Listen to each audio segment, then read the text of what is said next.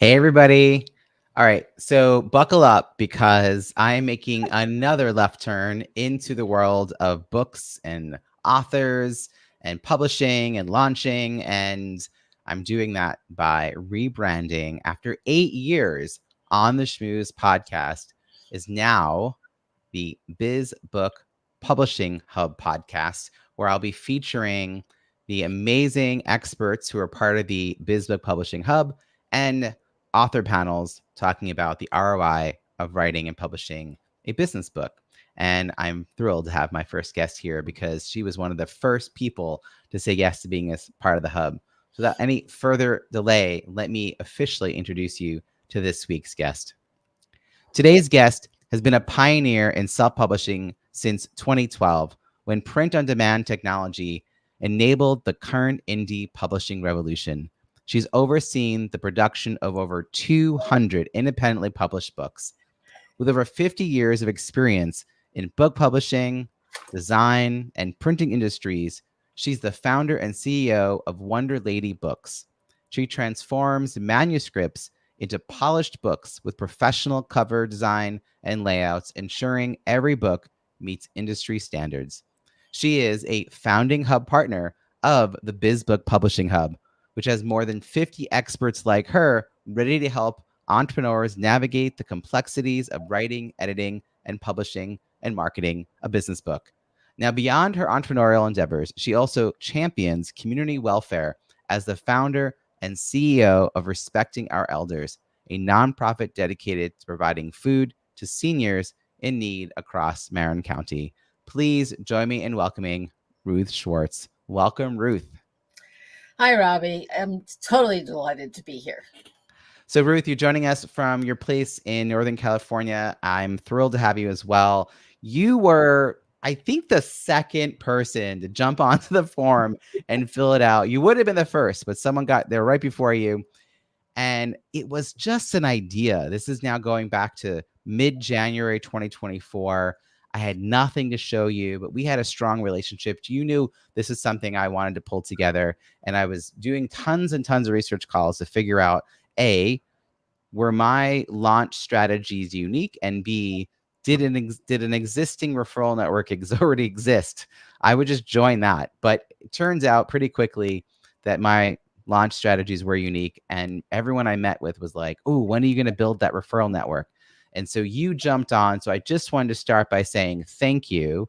And I wanted to share with all those who are listening that the Biz Book Publishing Hub is a free resource. It is available to you at bizbookpublishinghub.com. There are more than 50 experts waiting to help entrepreneurs navigate the complexities of writing, editing, publishing, and marketing their business books. Which brings me now to you, Ruth. How did you come to be providing services for authors? Wow. Well, the origin of the story is that I basically have been in and out of book publishing for my entire career almost. Early on, I worked at the University of California Press. I was in the promotions department, but they couldn't keep me out of the book production department. And that was long before computers and the internet and all of that. And they would do these book layouts on these boards. And then I would go over to the UC printing department and watch them typeset from the manuscripts and everything like that. So I really started appreciating, what goes into producing a book from a young age, my 20s. And then most recently, my husband is a writer, so he wrote a couple books, and one of them I published sort of semi old-fashioned way. I had a designer at the firm where I was working, graphic design and marketing firm. I had them lay it out after I had edited it, and they designed a cover. And that was back in the 90s, in the mid 90s. And we did a huge launch party and sold 250 copies at this one party. And like I said, long before the internet. And then he started revising it. He got a bunch of feedback from people and started revising it. And then it just got stuck on my desk because I wound up working still at the graphic design and marketing firm. And then when we closed that in 2003, I took on projects, just project management kind of things. And I always seemed to be too busy to really focus on that. And then everything sort of slowed down. And around 2011, I found out about a self-publishing conference that was happening in New York. And I'm an East Coast girl. I grew up in Philadelphia. And I have lots of friends and family in New York. And I had a plane ticket that I needed to, a credit that I needed to use. So I decided to go to this conference, and I just learned so much. And yet I also already knew so much. And then I came back here and found a local, publishing group, and I'm honored that you're going to be speaking there, very shortly. And I went to one of their meetings, and I realized how much I already knew.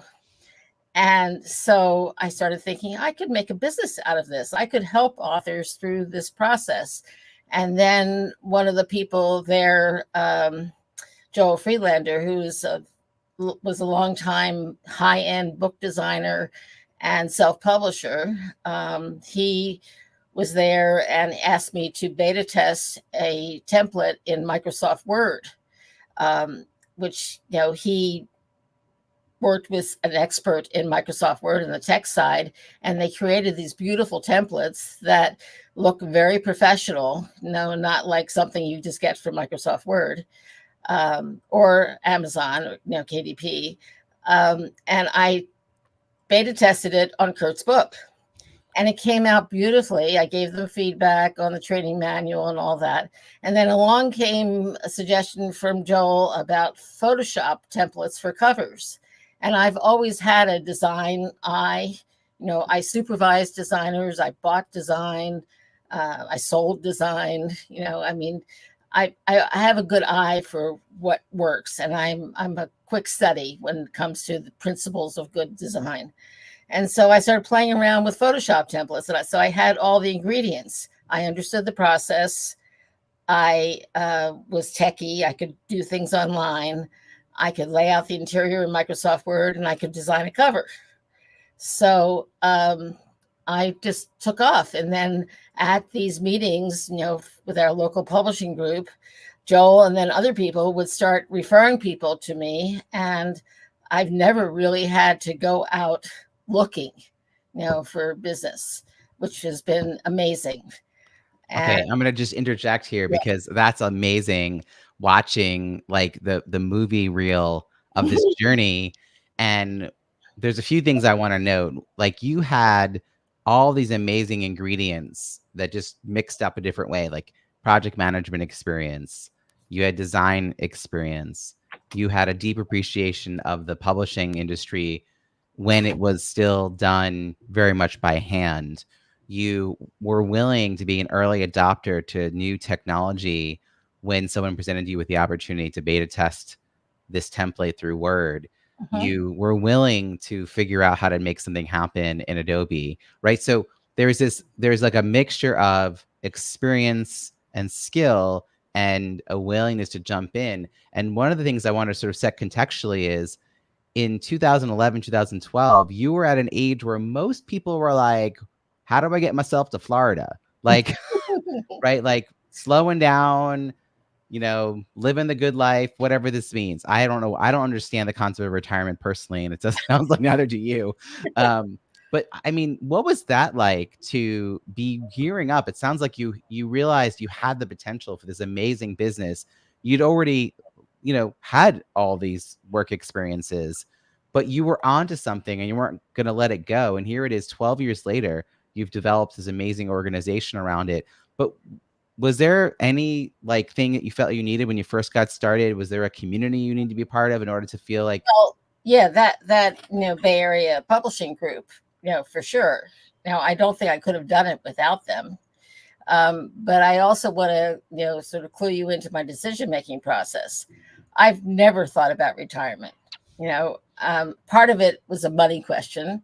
I'm a baby boomer. I'm on the leading edge of the baby boomers, and I had blown all my money, the 401k and, any other savings. And if I wanted something, I would just go get it. At that time, I was pretty much a typical baby boomer. And also we had lived through the recession. I didn't have as much work going on. So I knew I needed another stream of income. And this one just sort of landed in my lap. It was very exciting. Yeah. I mean, to be also the very beginning of all this, I've also met with people. I've been hosting a podcast for 8 years, which feels like a long time, but not. I mean, 9 years ago when I started doing it, I learned from people who've been doing it 5 years earlier, which now, I mean, it's like weird to think that there were people still doing this in 2006, 2007 when it was infancy. Like no one knew what a podcast was or how to listen to one. And similarly, the idea of self-publishing was very clunky. Like, how do you get started? You kind of had to know people. So you mentioned this Bay Area group. It's the Bay Area Independent Publishers Association, BAPA. Right. By the time this has aired, I will have already done my talk, but it's going to be available on their website. And I'm talking about what's better than bestseller and how to build a profitable launch and how to think about the reviews and launch teams and all that good stuff, which I'm sure I'll still be talking about. So I love that you fell into that community, but you also took a risk by flying across the country to New York to go to this conference. It sounds like you're a little bit inspired by your husband and wanting to follow through on this project, but clearly there's a little bit of you in that. You were like, ooh, this seems interesting. Like, what's going on with the self-publishing thing? I wouldn't have thought that was a thing. And now technology advanced. So there was one other piece to that story that I want to clue you in on. At the time, I was actually working for a friend of mine, someone I've known for many years, who's a business coach for women. And she had started a series of anthology books. And then she found out, a few years earlier than that, in 2012, that I had all this publishing experience, and I had already been doing other things for her, email campaigns and websites and all kinds of other stuff. And I said, why don't let's hand off that stuff, which I'm getting bored with, to other people on the team, and let me help you manage these publishing projects. And then when print on demand really started surfacing in my world, I said, why don't I take these files and upload them to what was then CreateSpace, which is the predecessor to KDP, and see what we get. And I got a sample book, and I had a book from the regular offset printing run that we had done for like 3,000 books. And I could not tell the difference. Now, I have bought hundreds of thousands of dollars of printing. I have sold hundreds of thousands of dollars worth of printing, both through the graphic design firm and a printing firm I worked for earlier. And they looked pretty much the same, So I said, okay, there really is something to this technology now, because before that, print on demand was clunky. You use that word, and it did not produce good quality. But in 2012, 2011, 2012, it did. And that's how I found out about it, by actually doing a side-by-side test. Yeah, it's great that you had that experience to be able to assess that at a glance. Yeah. It reminds me of the book Blink by Malcolm Gladwell. Mm-hmm. Like, you can tell something's off, and now you're like, oh, I can't tell something's off. Like, they actually both look really good. That's awesome. The other book that he wrote of The Tipping Point. Mm-hmm. Oh yeah, absolutely comes up in this conversation, because suddenly people could start self-publishing, and it was sort of like a market that was not available to people. There was a lot of, gatekeeping, and only a handful of people could really access those publishers. Right. And, a lot has happened since. So if I were meeting with someone, and while we're having the conversation, I suddenly realize, oh my gosh, I have to introduce them to Ruth, because I'm thinking they are the perfect prospect for you. What is that person complaining about? What is the problem that they know they have? They've basically written their book. Okay. Maybe they've had a writing coach. Maybe they've been part of a writing group, or maybe they've done it totally on their own. They've written their book, and they know they want to get it published, but they are clear that the traditional publishing path is a nightmare. It's going to take forever, and there's no guarantee that they'll be accepted. And then also they've learned a little about, print on demand and self-publishing, and that they could possibly make more money, by going the self-publishing route. So they're looking for someone who can help them through that, because they've tried it themselves and they can see where the mistakes could be made, or maybe not. Maybe they don't know what they don't know. And so those are the people that, people that wind up, in front of me. I'm kind of curious, as I was building the Biz Book Publishing Hub, I met one-on-one with everybody who applied, over 50 people in like a 2-month period. It was a lot of conversations. Mhm. And I would say about a third were with people who fall somewhere in the assisted self-publishing, hybrid publishing kind of world. And I was left kind of wondering what that then looked like and like what the differences were, since not all hybrid publishers give you the imprint or the publisher name. Some do. Some seem to do a mix where sometimes they imprint and like publish under their name, and sometimes they're really just guiding you through the process and giving you the steps, which is kind of more what you're doing. I also had never heard the term assisted self-publishing, so that was helpful. Yeah. How do you define all of this? Like, what differentiates you from hybrid publisher? How do you decide what authors to work with? Like, what does that look like? Okay, let me answer the first question, and then we'll come back to the second one. Mm-hmm. Traditional hybrid publishing, it sounds funny to call it that, but traditional hybrid publishing is where they publish under their imprint. They usually have access to selling into bookstores, let's say. They're have enough volume, and they've sold enough books already for some people that the Ingram Content Group, which has a huge sales force that actually goes out and sells to bookstores, will take them on. But they have to be sold at least 10,000 copies of a book. Okay. And then the author has to get all their author copies through them. And there's usually a premium on that. Hybrid publishers still, though, charge a fee up front. And it's usually higher than anybody doing, quote, assisted self-publishing. At least that's what I've seen. And then there are some hybrid publishers who are really doing assisted self-publishing, and assisted self-publishing is a fairly new term. It's just really surfaced in the last year or so. But I really like it. I did meet someone recently who calls himself a hybrid publisher, but he really does what I do. So there is some confusion, but we're still in the middle of the revolution, that things are going to keep changing and shifting. And I prefer to just help someone set up their own imprint and then hand everything over to them. Although I do get emails and phone calls occasionally from people saying, now what do I do? Mm-hmm. Or what do I do with this? So that's basically the distinction between the two. And yeah, that's really helpful, because I could see how, because the term hybrid now has multiple meanings, right, it's helpful to introduce another term to really kind of be a little more specific. But a lot of authors are still thinking they're choosing between all on their own, which is what they think self-publishing means, hoping and praying to be selected by the gods of traditional publishing, right, and probably thinking they're going to get more bang for their buck than they will, but like thinking that's going to be the lottery ticket out of here. And then like in between is hybrid, but now that hybrid seems to be meaning a lot of different things. And so assisted self-publishing kind of clarifies who you work with and what your role is, which is, you're kind of a amazing project manager, but you also have the Rolodex to fulfill the whole thing. Whereas if you just hired a VA, they wouldn't know the editor, the formatter, the proofreader. Like, they wouldn't know all the pieces. They may or may not be able to project manage, but like, you're bringing the team together.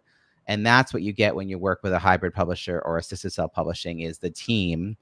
And I guess some have probably more choice than others around all the decision making. Some have packages.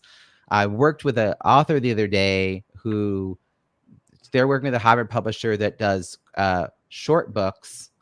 And I was like, well, why do you keep telling me the number of pages? How many, what's the word count? She goes, I don't know.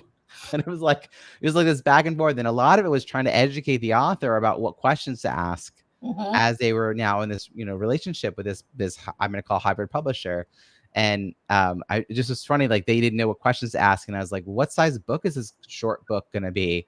And I helped them navigate pushing back on it not being a 6x9 because it would have looked like a workbook. Right. And instead they wanted to have a good spine. And so it's just interesting. I'm all about just educating authors so they know what questions to ask as they're getting involved in these amazing agreements that will hopefully take some of the pressure off them. I want to add one more thing, Robbie, in that there are a lot of scam artists out there also. Okay. And I'm just going to name names. Any company that is under the Author Solution umbrella is a company to stay away from. I rescued 2 clients who had done work with subsidiaries or, part of that Author Solution umbrella, and got their files and republished under their own imprint because they weren't getting paid. They got no royalties, nothing. They would never hear from the company. Yikes. And it was just very unfortunate. And it gives hybrid publishing, a bad name. Right. And there are a lot of also good companies out there. We have a number of them, in the business, book hub. Yeah. I have a question about imprints. And this is sort of I have a lot of pet peeves when it comes to everything. That's kind of how I built my business, is trying to clarify these pet peeves. So one of them is I feel like new authors, first-time authors, don't understand what that means. It means publisher name. And then first time they really are faced with the decision of what to call the imprint name is when they go to get the ISBN number. And their computer sometimes just default fills in their name. Well, it fills in their personal name. Yes. Their personal name because it's a form, or they don't know what to put. So they put their company name or their personal name or something. And when I look at a book and I'm looking for signs that it is self-published, and I don't mean this in a disparaging way, just that you want your book to look really professional, which is one of the things I like about how you approach this. I feel like the imprint name is a flag all the time. Absolutely. Because they're not guided. So I feel like if they were working with someone like you, that's one of the steps you would be walking them through. How do you help them come up with a name that is not going to immediately identify them screaming out loud as this is self-published? Well, it may still sound self-published if it doesn't look like a quote traditional, the big 5, and there are a lot of also small, traditional publishers. But my guidelines are basically pick something that means something to you, but isn't your name. And then do some research, do a Google search, try out different URLs, see if other people are using something even close to this. And if they aren't, then maybe you're home free. I've had people pick their middle name when they've never used it in public. They always use an initial, except maybe in legal documents. I've had people pick the name of their street. So I have a funny story on that because I got the advice early on to do my street name. Unfortunately, at the time I lived on Pilgrim Road, and Pilgrim Press is the oldest press in the country. Right. So I couldn't use anything related to that. I couldn't do like Pilgrim Publishing. So I had, it was a little tough. But most recently, for my 3rd book, I did have to come up with a new name for my imprint, and I did go with a nearby street name, and it worked out really, really well. So basically something that can at least sound like a press or a publisher name and not, your personal name.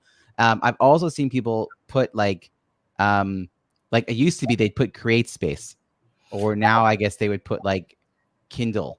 Yeah. Well, actually, when you go and I just had to deal with this the other day.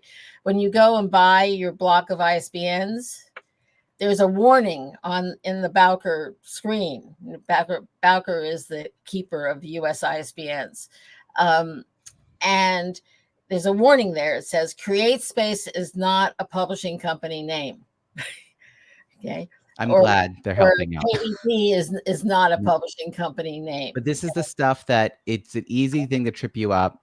I'll just mention that the other one that bothers me is everyone who prints things through KDP or formerly CreateSpace, and the barcode in the back is the 9 with all the zeros. It's like another one of those, like, that's a pricing decision. Okay. And I have an opinion about that. Oh, please. Okay. So if you are pursuing bookstores, okay, or you're going to be selling a lot in person, then yes, you should embed a price in the barcode. And there's easy ways to do that when you get the barcode. And you don't have to pay for a barcode. There are lots of free sources for those. Right. If, however, you are not planning on doing either of those, you're just doing online sales, hardly anybody really looks at the back of the book, even when they get a copy in their hands, from Amazon. It just goes back to the little things that make it look.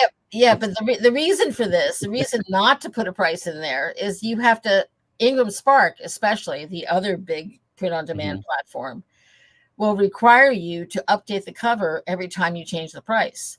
So if you want to just run a sale and just lower your price on Amazon for a while, here's the good news. We don't have to necessarily mess with the price of our paperback. We can mess with the Kindle. And we can also change our price on Amazon without changing on Ingram if we want to we're in a campaign right now. Yeah, exactly. And there's lots of little nuances. There are. That's why they need people like me. So I want to know, you mentioned earlier some of the problems that people know they have, and that's why they would come to you. But also it sounds like as we're talking, there are problems they probably wouldn't even know they had. There's a lot of like, you don't know what you don't know. Right. And that you probably just spend a lot of time educating people to watch out for potholes. Is that right? Absolutely. I just did a workshop for BEPA just like 3 weeks ago called Self-Publishing 101. And, this has been on the BEPA to-do list for years. And I'm within that community, I'm the obvious person to do that. And so I finally said, okay, we'll do it. And it worked out really well. And there were a lot of people attending, and even some people who had already published books, and they said, wow, no, I never thought about this or this or this. So it's important that, there's people around who understand the process and are willing to educate people. And I love doing that part of it. It's really my biggest commitment is to educate people. Well, one of the reasons I wanted to create the Biz Book Publishing Hub was I specifically focus on the launch. And when I decided to make that a bigger focus of my business, I thought, okay, I want to find the right referral partners because, I get to then work with someone who has a manuscript and they're ready to head to the editor, and I can start talking about the launch process, the marketing plan and all of that. But what had happened for the last 7 years as I had been doing this sort of on the side is I would get asked all those nuanced questions about publishing because I had done 3 books. So I have sort of an answer, but I don't do it all the time and it changes. And so this is where it's important that you work with someone on this part of the process that you do who has actually published and publishes frequently and recently, because, if I was relying on my advice from 2017, we'd be all kinds of wrong. Right. So we need to stay present. And that's why I love that I partner with folks like you. So if I end up with someone who's, I'm going to do it myself, I'll self-publish, I'm good. And then they start asking me lots of questions. At some point, I'm like, scope creep. I think you really should partner with someone who will handhold you through these steps and help you, avoid some of those major issues. Yeah. And this is where I can then walk them through the Biz Book Publishing Hub, show them your profile. And when you go to your profile, we'll put the link in the show notes. When you scroll down, you'll see the wide array of services that you provide, because you do have so many different people in your team that you're pulling together. And at the top of your profile, you really clarify kind of who your ideal authors are that you work with, what differentiates you in this space, and what else we need to know, which is a little bit of how we wrote your intro, actually, was thinking about everything you've done. I want to shift you to talking a little bit about any other bits of advice before we get to a wrap-up question about the hub itself. Any advice for writers, any advice for authors that would really help them be successful? Educate yourself. So if you're here in the Bay Area, or even if you're not in the Bay Area, since BEPA now operates on Zoom almost exclusively, we have monthly meetings, and every monthly meeting is online through Zoom, and membership is really, really cheap, inexpensive, I should say. And if you don't want to go in that direction, there are other organizations. There's even a national organization called the Independent Book Publishers Association, IBPA. And I can give you the link for that to put in the show notes, Robbie. And they have enormous resources. They actually serve both audiences of small indie publishers who take on authors and indie authors who want to self-publish. So it's pretty much evenly split, but they currently have a big focus on providing education in both of those areas. So that's the first thing that I would say, and then, they can look for someone like me. I will take on a whole project, or sometimes I have had clients who just hired me by the hour, who really were clear that they wanted to self-publish themselves. They had some resources already, and they just wanted to be able to pick my brain. And that has worked out really well too. So your ideal clients are either full stop, they want to just like have you take care of it and then you would guide them, or occasionally you have sort of the by the hour, you're a mentor or guide access to you just so they don't get stuck somewhere. Right. Personally, that would have been really helpful to me, that second option, because I was really committed. I'm okay project managing. I'm good at tapping my network to get the right types of people involved. But particularly that first time around, I was fortunate to be in a community of writers and authors. So I got a lot of advice there. And I think if I hadn't had that, I would have been kind of stuck at a couple of points. I mean, even when I got to the point to the imprint, I remember staring at it going, there's something I'm supposed to know about this. And I was like, don't just continue. Like, okay, stop. Oh, right. I have to like come up with a thing. So just like, I think it's helpful to be in a space with other people. One of the things you should know is that Biz Book Publishing Hub hosts a free virtual networking event for writers and authors 6 times a year. And so you can always go to bizbookpublishinghub.com to find out when the next one is, sign up for the wait list if it's not around the corner. And that way you can also meet other writers and authors and also our hub partners, these experts, to learn more about them.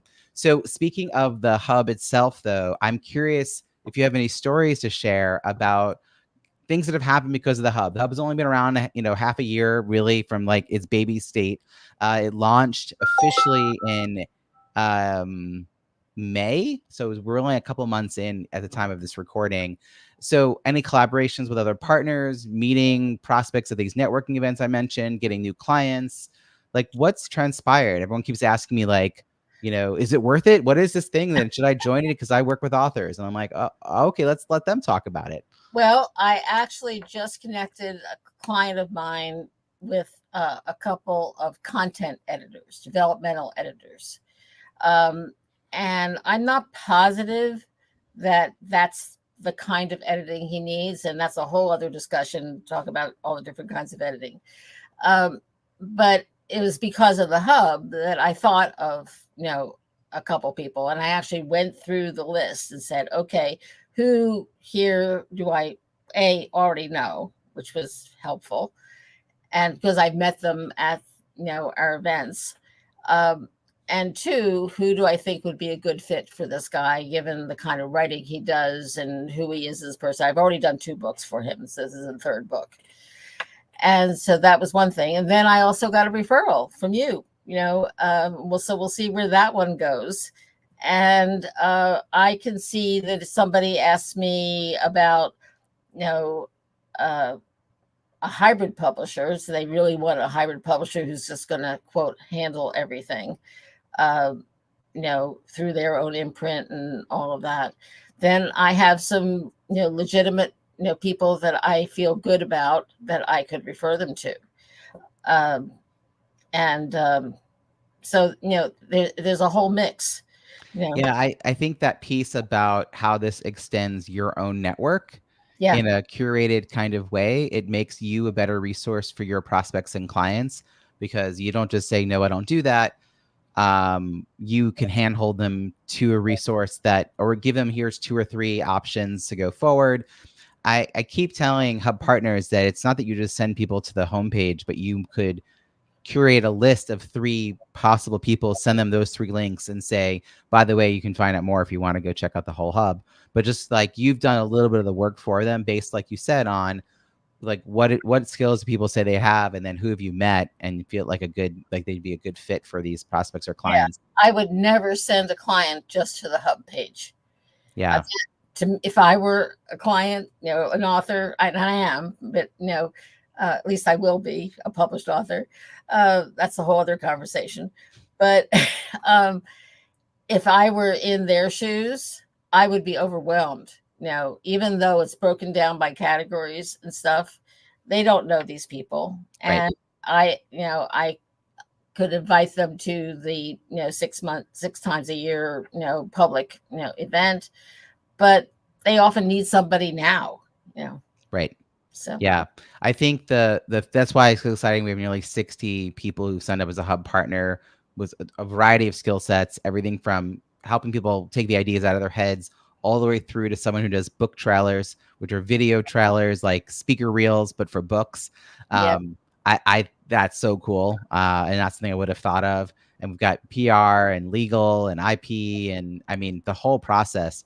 So I hope that everyone checks this out. We're going to have all the links in the show notes. We're going to create a separate website just for this. It's going to be available at bizbookpublishinghub.com. You'll see a link there to get all the show notes for the podcast. And thanks for checking this out. We're going to make sure to help you find Ruth. How can people find you and follow your work? What links should we put in there for your resources? Well, if you put in my website, which is thewonderlady.com, actually on the website is my current free offer is a checklist of all the steps. And people have asked me, why did you give them so much information? And I said, because people need to know, and goes to my commitment about educating authors about this stuff.